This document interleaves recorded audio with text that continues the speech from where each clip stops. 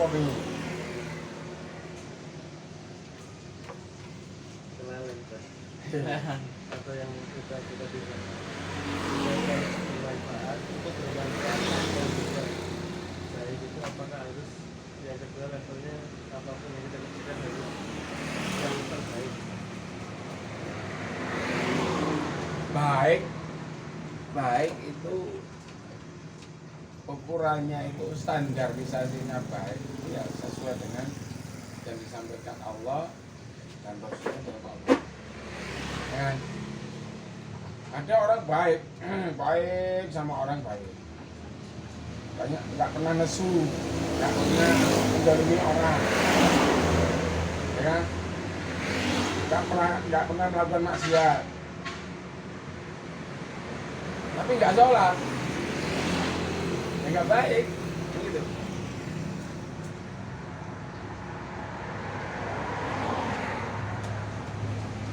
Orang sholat, sudah puasa, sudah melakukan sholat sunnah, sudah baca Quran, tapi masih suka menyakiti orang, masih suka berbuat zalim. Kadang-kadang ya ngapusi, kadang-kadang ngapusi kan ya belum baik ya. Jadi yang dikatakan baik itu kan orang yang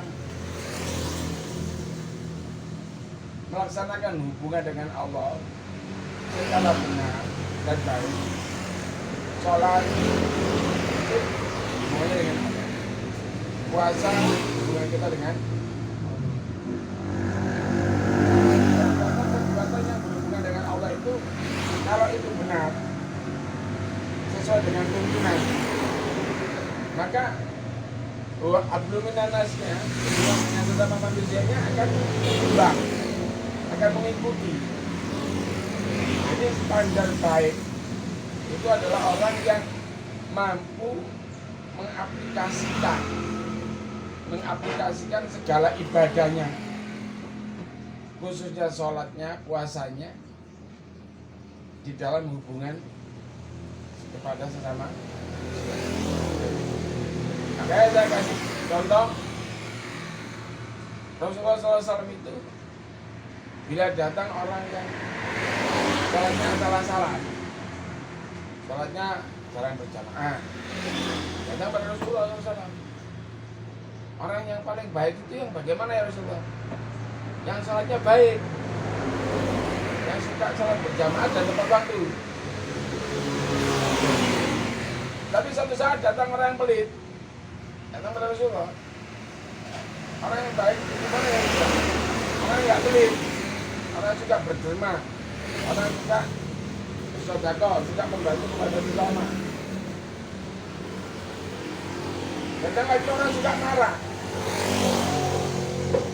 Orang suka marah datang kepada Rasulullah SAW. Tanya kepada Rasulullah, orang yang baik ini bagaimana Rasulullah? Orang yang nggak suka marah. Orang yang nggak suka marah, jawabnya Rasulullah begitu. Tetapi daripada banyak pertanyaan orang yang macam-macam ini, Rasulullah jelas menyatakan,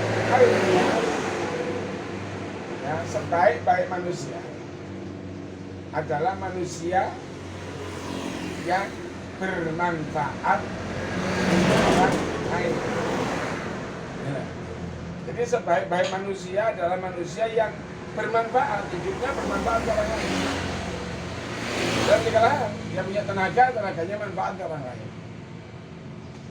Makanya kita di stasiun atau pas kita lagi di terminal atau di pasar, udah kita lihat ada orang bawa barang banyak, kewalahan, kesulitan dia membawa barang. Tanpa kita dimintain tolong, orang yang baik langsung ambil, langsung dimintain, Pak, Bu, saya bantu. Naik bis, kita dapat duduk di jalanan jauh. Tiba-tiba ada seorang ibu tua atau bapak tua naik, berdiri, nggak dapat tempat. Orang yang baik memberi kesempatan duduk orang yang tua. Nah ini makna hidupnya itu manfaat. manfaat secara tenaga, secara dirinya ini, maupun manfaat hartanya. Jadi kalau punya uang, berpikir untuk bagaimana membantu orang lain, bagaimana kita mensedekahkan orang yang tidak mampu dan sebagainya. Maka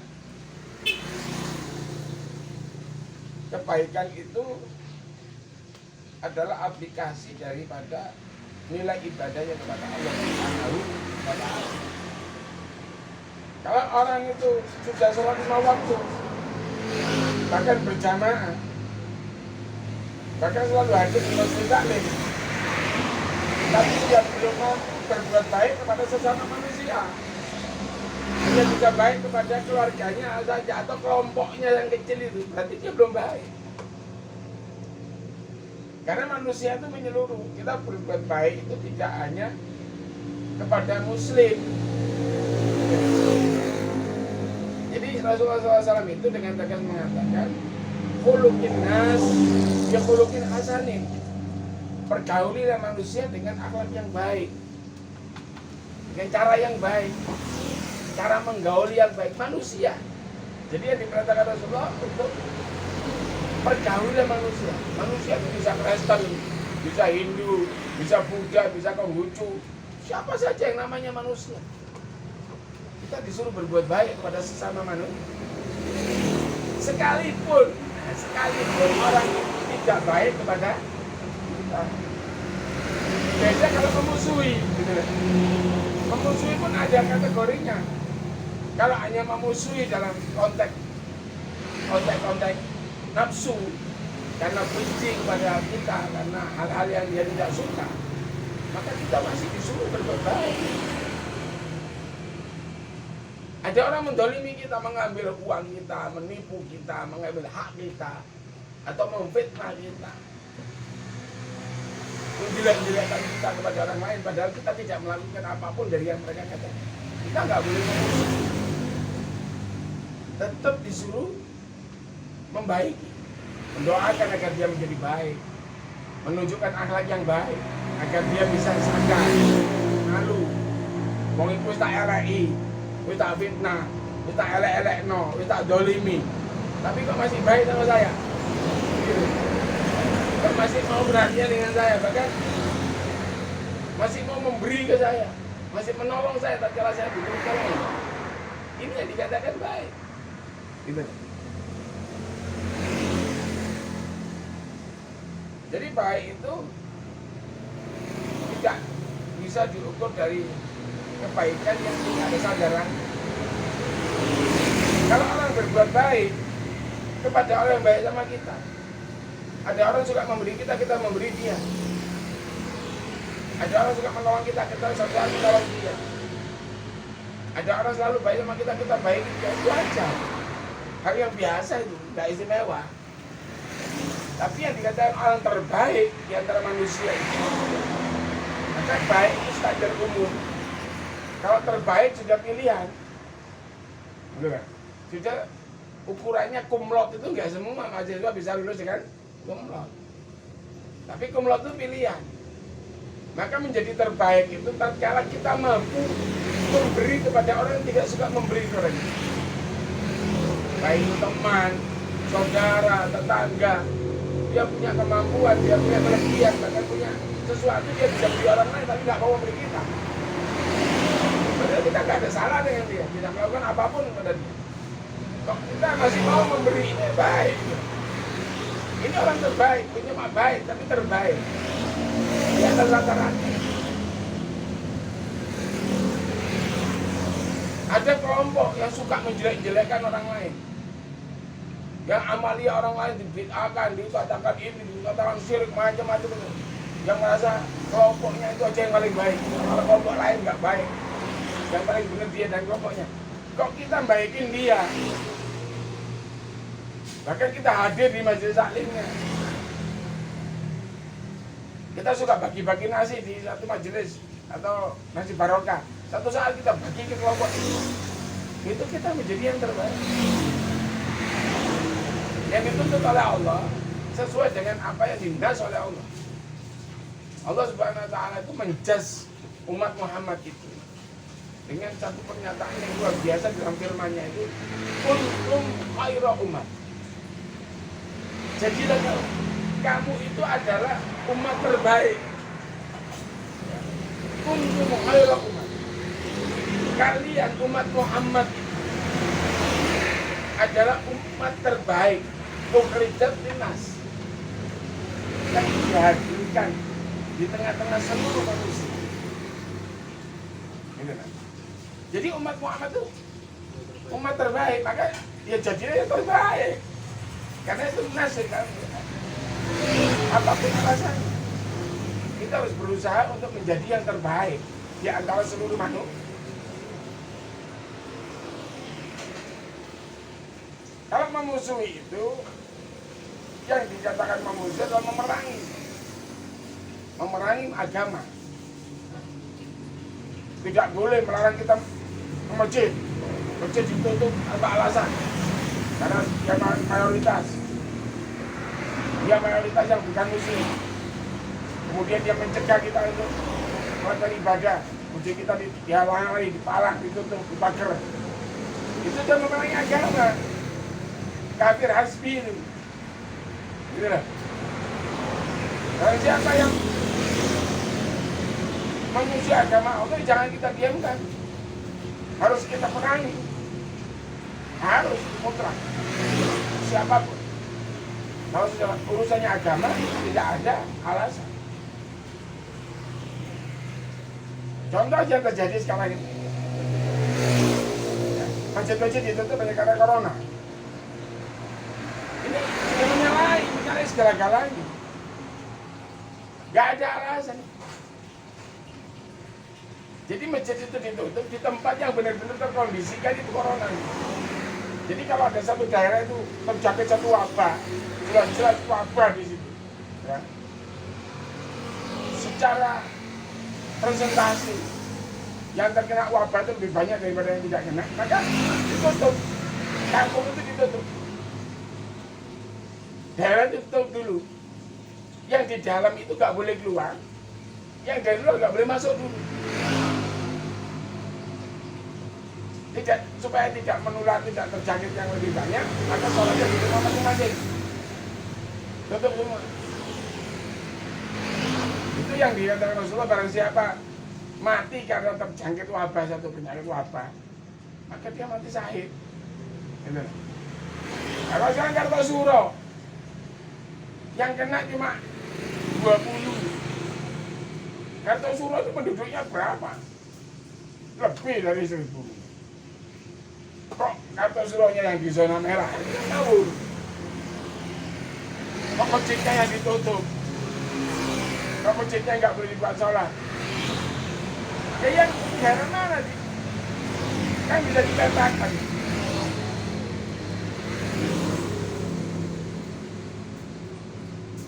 Begitu juga sekarang yang terjadi ya kira-kira Habib Rizik. Ya, Habib Rizik kita tidak membela, ya, tapi kita harus berkata benar, karena al-haqqu min rabbik, kebenaran itu dari Allah. Wala talbisul haqqo wal batil. Jangan pernah kamu campur adukkan antara yang hak dengan yang batil. Wa ta'tumul haqqo wa antum ta'lamun. Kalau kamu tahu itu kebenaran, sampaikan. Habib Rizik itu salahnya apa coba? Habib Rizik itu salahnya apa? Gak ada salah. Habib Rizik itu melakukan kesalahan sama sekali. Tidak menentang pemerintah, tidak mengkudeta pemerintah, tidak ingin mendirikan negara Islam, tapi dituduh akan mendirikan negara Islam. Dituduh ini, dituduh itu, macam-macam tujuan. Sampai difitnah, keji, berbuat mesum, macam-macam fitnah. Ini menandakan orang-orang yang di pemerintahan, siapapun dia, ya, saya nggak menyebut, siapapun yang ada di lingkup pemerintahan saat ini orang-orang panik, orang-orang yang sudah kehilangan iman, orang-orang yang sudah kehilangan jati diri sebagai umat Muhammad SAW. Kenapa? Umat Muhammad itu umat terbaik. katanya presidennya ya Islam. Kok nggak menunjukkan dia seorang muslim? Akhlaknya, akidahnya, apapun ya. Nggak melekat sama sekali. Menteri-menterinya tidak mencerminkan bahwa dia itu muslim, bukan orang terbaik.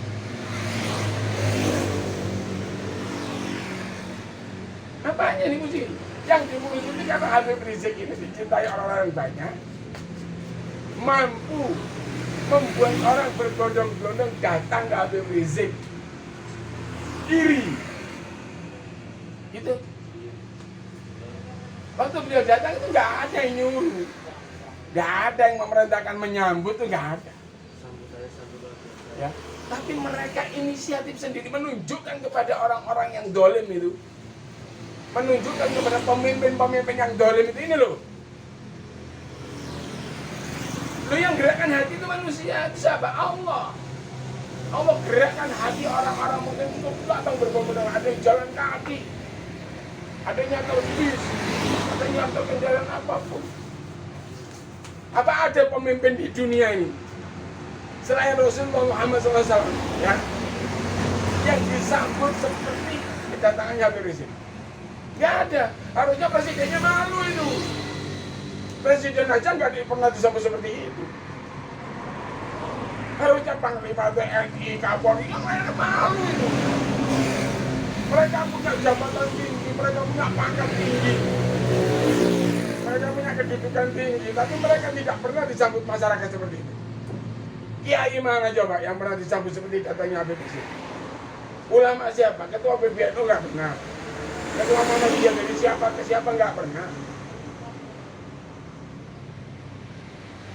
Harusnya pakai alat itu malu. Kalau saya jadi pemimpin, malu saya. Nah, kesempatan itu harusnya kalau pemimpin-pemimpin kita ini akalnya sehat, hatinya bersih, sholatnya benar, puasanya benar, Islamnya benar, ya tidak akan memuji Habib Rizik, justru merangkul. Habib Rizik diajak dialog, dirangkul. Bagaimana supaya umat ini bisa membantu pemerintah? Dia adakan pernikahan putrinya sekaligus sholawatan. Nggak ngundang banyak orang, ada undangan terbatas. Bahkan ada jam-jamnya. Nomor sekian sampai nomor sekian, jam sekian sampai jam sekian. Itu ada prosedurnya. Dikatakan itu harus jaga jarak, harus pakai masker. Tapi umat ini hatinya digerakkan oleh Allah untuk datang berbondong-bondong ke sana, untuk menunjukkan kepada dunia, menunjukkan kepada pemimpin-pemimpin dolim itu. Ini yang punya skenario Allah. Yang membuat acara ini bukan Habib Rizik, mereka nggak sadar itu. Ada profesor kok gila itu. Dulu saya salut sekali sama profesor. Saya bangga banget dengan profesor itu. Tapi sekarang kalau depan saya tak goyang sampai kopi ini mukanya. Hanya karena jabatan, hanya karena duniawi itu loh. Sampai menjual agamanya, mengorbankan agamanya, mengorbankan akidahnya, mengorbankan segala ibadahnya sekian puluh tahun. Itu kan bodoh banget itu. Tidak ada rekonsiliasi, tidak ada perdamaian. Loh, kalau orang muslim sudah berani bilang tidak ada perdamaian, tidak ada rekonsiliasi, berarti dia itu mencerminkan bukan muslim, bukan umat Muhammad. Gak layak. Gak layak kalau orang itu mengaku umat Muhammad. Umat Rasulullah SAW itu umat terbaik. Karena umat terbaik berarti segalanya harus baik. Ucapannya baik, tindakannya baik, pikirannya baik, hatinya baik. Itu. Harusnya mereka itu malu. Al-haya' minal iman, kata Rasulullah. Malu itu sebagian daripada iman. Dan bila kamu sudah kehilangan rasa malu, kata Rasulullah, maka silakan kamu berbuat apapun, sakarepmu dewi. Kalau sudah tidak punya rasa malu lagi, berarti kamu sudah boleh berbuat sakarepmu dewi. Nah, uang lek wis gak duwe isin iku ora beda mek bedel. ambek kucing, ambek tikus. Coba kucing itu punya rasa malu gak? Gak ada. Nyuri daging itu ya ambil aja, tenang-tenang aja dia, nggak bingung. Bedes itu ngerebut pisangnya orang, ngerebut kacang di bawah orang. Lakukan hal dulu apapun, gak punya malu itu. Maka orang kalau sudah kehilangan rasa malu, ya, dan tidak punya rasa malu, bahkan masih merasa benar sendiri, ya, belum adol. Orang yang ngomong, belum adol.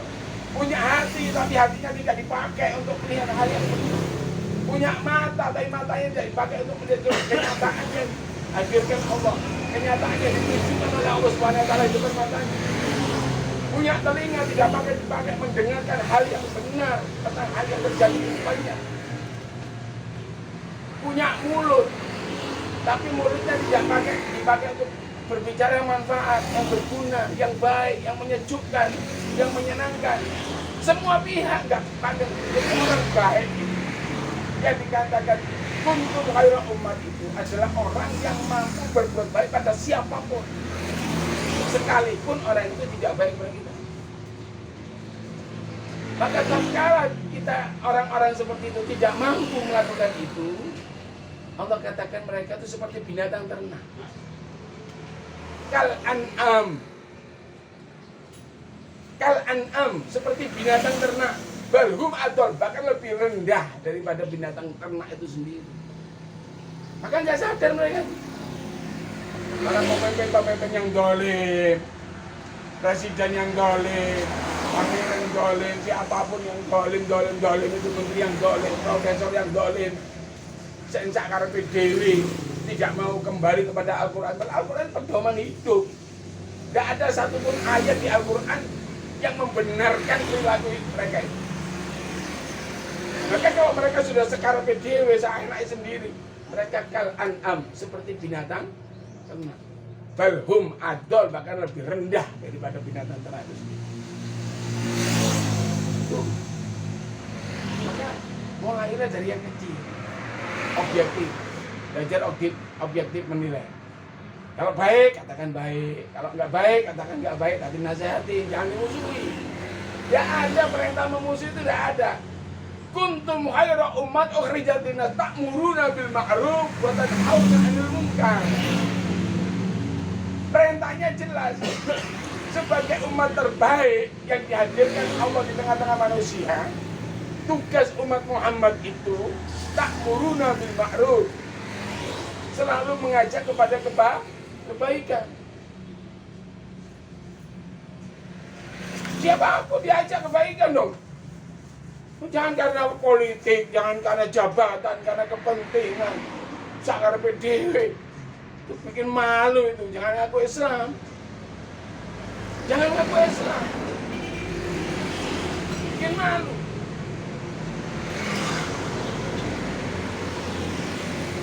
Saya ikut malu melihat orang-orang yang mengaku Islam terus cara pandangnya, cara bicaranya, apapun enggak mencerminkan itu. Buatan hauna anil munkar. Buatan hauna anil, mencegah kemungkaran, enggak. Bukan memerangi kemungkaran. Loh, Habib Rizik ini apa berbuat mungkar? Kok dimusuhi? Gila enggak yang musuh itu? Nah, Habib Rizik itu apa mungkar? Kok dicari-cari kesalahannya dan sebagainya. Sedangkan kalau orang mungkar pun nggak boleh dimusuhi. Ta'muruna bil ma'ruf wa tanhauna 'anil munkar. Mengajak kepada kebaikan dan mencegah segala bentuk kemungkaran. Apapun bentuk kemungkaran dicegah supaya tidak terjadi. Kalau sudah terjadi kemungkaran dicegah agar tidak meluas kemungkaran ini. Gitu loh. Jadi kalau ada kemungkaran terjadi, dilokalisir. Gimana supaya ini enggak meluas lagi? Dicegah agar tidak melebar, tidak meluas. Itu perintah Quran. Di dalam ayat lain Allah mengatakan Khudil afwa. Jadilah kalian pemaaf. Ya. Khudil afwa. Jadilah kalian pemaaf. Pada siapapun kita ini disuruh jadi pemaaf. Selama dia tidak memerangi agama Islam. Selama dia hanya memusuhi pribadi-pribadi kita, maka kita diperintah Allah untuk menjadi pemaaf. Setelah kita diperintah untuk menjadi pemaaf, kita disuruh mengajak kepada kebaikan. Perintah keduanya itu disuruh mengajak orang kepada kebaikan. Wa'mur bil urf. Ajaklah mereka kepada kebaikan. Kemudian perintah ketiga, wa akhir anil jahilin. Jauhilah orang-orang bodoh. Siapa orang bodoh? Orang yang sudah dinasehati, orang yang sudah disampaikan Quran di situ, disampaikan hadis di situ, ditunjukkan kebaikan, kebenaran dan sebagainya, tetap tidak mau mengikuti, tetap sakar PDW, tetap tidak mau tahu, maka itu orang bodoh itu jauhi itu. Mana ada perintah memusuhi? Ini pemerintah mencari-cari ke sana orangnya. Kalau kelompok mereka yang salah, jelas-jelas salah, jelas-jelas melanggar, dilaporkan 1000 kali pun tidak dipanggil, tidak diusut. Tapi kalau ada kelompok lain yang tidak sepaham dengan pemerintah ini, yang tidak pro lah, langsung tangkap, langsung panggil, langsung periksa. Apa coba? Jadi ketidakadilan itu akan membuahkan kebobrokan, kerusakan, dan kehancuran. Maka jangan kaget kalau Indonesia saat ini jauh dari rahmat. Karena pemimpin-pemimpinnya banyak yang zalim. Sholatnya diingkari, Qur'annya diingkari, puasanya diingkari, semuanya diingkari oleh mereka. Allah katakan walau kana ahlul Qur'an wa tafatana alaihim barakatun minas sama'i wal ardh. Seandainya seluruh penduduk negeri itu benar-benar beriman dan bertakwa kepada Allah, la fatana alaihim barakatun minas sama'i wal ardh. Maka Allah akan bukakan pintu keberkatan dari seluruh penjuru langit dan bumi. Jadi kalau seluruh penduduk bumi, penduduk negeri benar-benar beriman, benar-benar bertakwa hanya kepada Allah, Allah janjikan la fatana alaihim barakatin minas sama'i wal ardh. Allah akan membukakan pintu keberkatan dari seluruh penjuru langit dan bumi. Tetapi yang terjadi apa? Walakin kadzabu. Kebanyakan dari mereka itu kadzab, mendustai Allah. Dia salat inna salati wa nusuki wa mahyaya wa mamati lillahi rabbil alamin. Sesungguhnya hidupku, matiku, salatku, ibadahku, seluruhnya aku serahkan sepenuhnya kepada Tuhan semesta alam. Tapi nyatanya dia bertunduk, patuh, bersandar, bergantung kepada sesama makhluk. Takut mati, takut kehilangan jabatan, takut kehilangan apa-apapun yang berbau duniawi. Mengingkari sholat, dusta dia. Ini yang terjadi. Maka kalau kita baik, lama-lama kita akan menjadi yang terbaik. Jadi kalau ingin jadi yang terbaik, mulai dari berbuat baik dulu. Berbuat baik dari yang gampang-gampang, sing cilik-cilik, meningkat. Sodako teko 5.000, mundak 10.000, mundak 15.000, mundak 50.000, mundak 100.000, terus lama-lama jadi terbaik kita. Sama pemerintah juga gitu. Mulai dari sendiri-sendiri, mulai dari diri sendiri mereka dulu. Makanya muhasabah, hasibu di anfusikum wa hasibu min Allah. Hitung dulu amal-amal kamu semuanya, amal-amal diri kamu sendiri, sebelum kalian nanti dihitung di hadapan. Itu yang ya. Jadi ya. Emang sholat itu jadi wong apik. Emang puasane kalau gak bisa jadi wong apik. Emang oleh ngaku Islam bergelar profesor doktor haji. Maksud kiai haji, akhirnya tadi kiai hajingan. Gitu. Kalau haji kiai haji aku kena apik. Ngomongnya apik, adil, bijaksana, tidak subjektif. Benar katakan benar, salah katakan salah. Kalau memang salah perbaiki, nasihatin, ingatkan. Kirimi surat. Kalau apa malah macam-macam. Coba itu ada presiden turun dari helikopter. Katanya